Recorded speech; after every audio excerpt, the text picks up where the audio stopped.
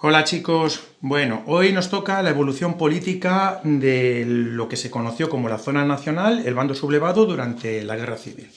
Bueno, acordaos, empezamos el 18 de julio del 36, el golpe de Estado contra el gobierno del Frente Popular fracasa porque no consigue derribar el gobierno y va a provocar una guerra civil.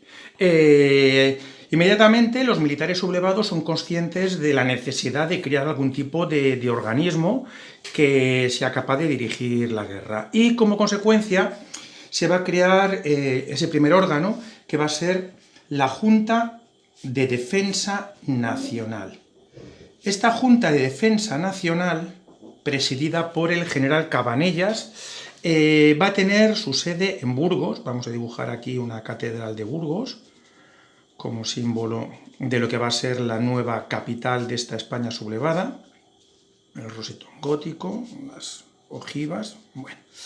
Bueno, realmente, ¿qué es la Junta de Defensa Nacional? No podemos decir que es un órgano de gobierno, es más bien un órgano de coordinación, que está formada por los militares sublevados.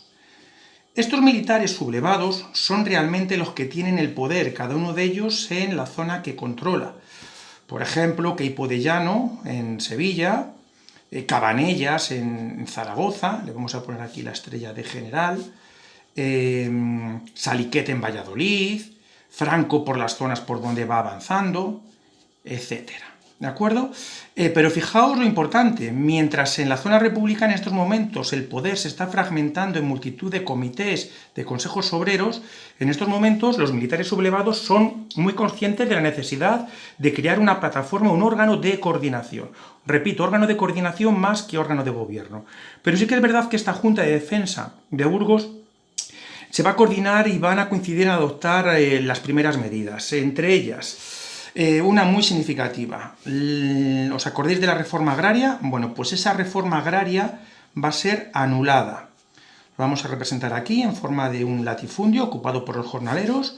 Esta reforma se va a anular y las tierras se van a devolver íntegramente a sus antiguos dueños. Vamos a representar aquí a uno de estos terratenientes en forma del gordo del Monopoly, representantes de esa oligarquía, que evidentemente con estas medidas, pues la Junta de Defensa deja claramente de qué lado está.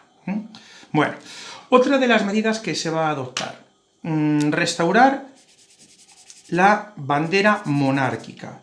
Esta medida se considera que es un gesto que se hizo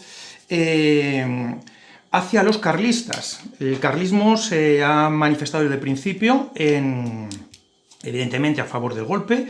Los requetés carlistas, que son las milicias del partido carlista, se han sumado a la sublevación y evidentemente como agradecimiento, como reconocimiento a esta labor, el régimen va a adoptar el nuevo régimen que se está creando va a adoptar esta bandera. Hay que pensar en un principio que los generales que se sublevaron los había de todos los colores. Muchos eran republicanos y en principio en su idea no estaba la idea de restaurar la monarquía, simplemente derribar al gobierno del Frente Popular. Y otra de las medidas en las que van a coincidir. Inmediatamente se va a desatar una brutal represión sobre todos aquellos que se consideran opuestos al golpe de Estado. Vamos a presentarlo aquí mediante un fusilamiento. Los partidos y organizaciones que formaban parte del Frente Popular van a ser prohibidas y sus simpatizantes y dirigentes perseguidos. Esto es muy importante porque esta política de represión está fomentada e instigada por las propias autoridades que están surgiendo y por el propio ejército. Mientras que en zona republicana esa represión, esos actos violentos están protagonizados por esos comités y consejos que están surgiendo, pero nunca son instigados por parte del propio gobierno. Bueno, en este contexto la guerra se va desarrollando, llegamos así a septiembre del 36 y los generales son conscientes de que si se quieren ganar la guerra, pues hace falta algo más que un mero órgano de coordinación. Hace falta dotarse de un mando único, tanto político como militar.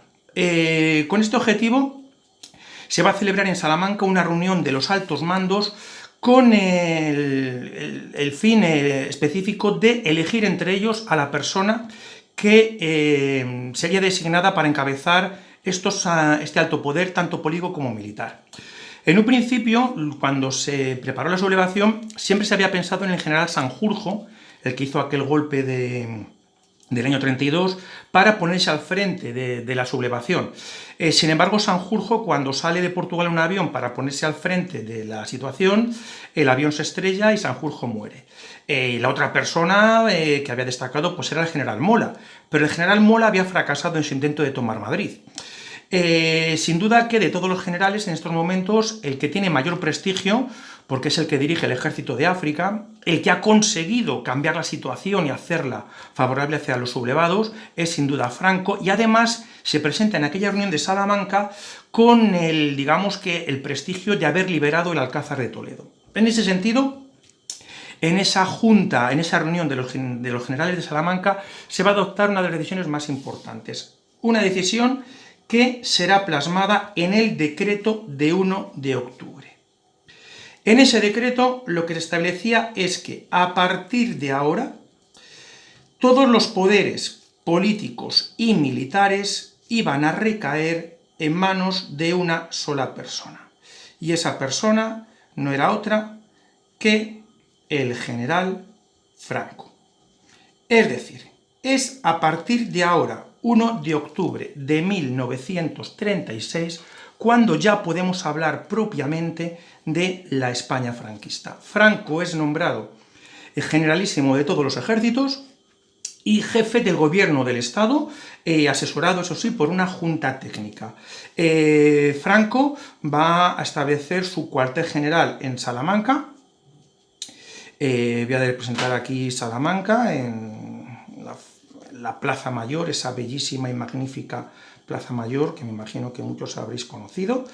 Con lo cual, si os dais cuenta, a partir de ahora, Burgos y Salamanca van a ser de alguna manera las dos ciudades que van a actuar de capitales de lo que ya sí que podemos empezar a llamar España franquista, a partir del decreto del 1 de octubre.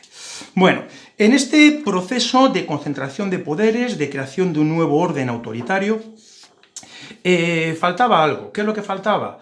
Bueno, faltaba un soporte ideológico. Dentro de los militares, como he dicho, los hay diferentes tendencias, monárquicos, los hay republicanos, todos muy conservadores, evidentemente, y entre ellos está Franco.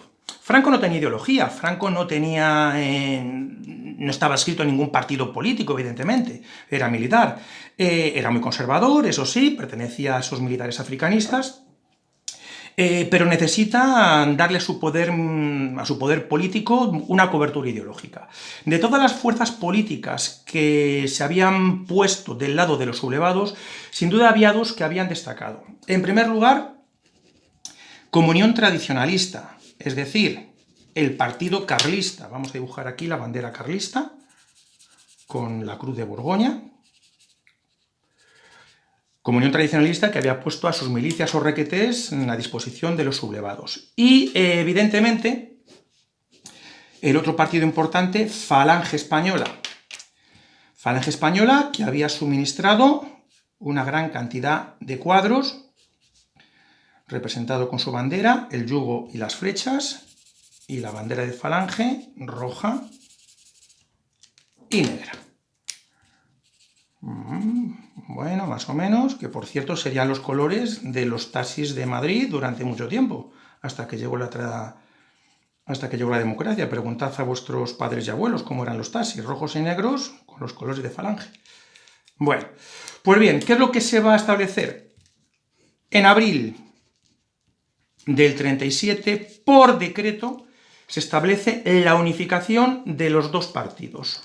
Falange Española de las Jons y Comunión Tradicionalista se unifican por decreto para convertirse en el nuevo FED de las Jons, Falange Española Tradicionalista de las Juntas de Ofensiva Nacional Sindicalista.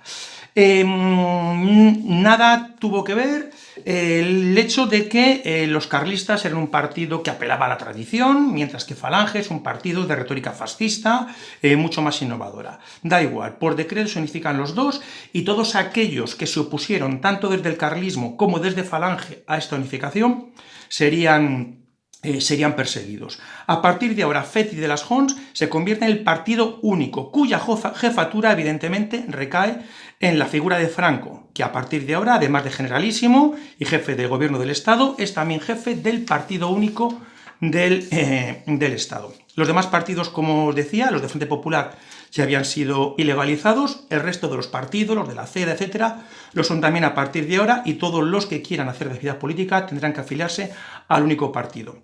Evidentemente, para hacer esto, fue importante el hecho de que José Antonio Primo de Rivera, el líder de Falange Española, había sido fusilado el 20 de noviembre del 36 en zona republicana, en la cárcel de Alicante. Falange Española estaba descabezado y eso sin duda que contribuyó a que se pudiera hacer este proceso de unificación. Pero sin duda, en esta búsqueda de un soporte ideológico, quien realmente va a dar la más importante cobertura va a ser la Iglesia. Cobertura ideológica que lo vamos a representar aquí en forma de un obispo. Bueno, ¿por qué?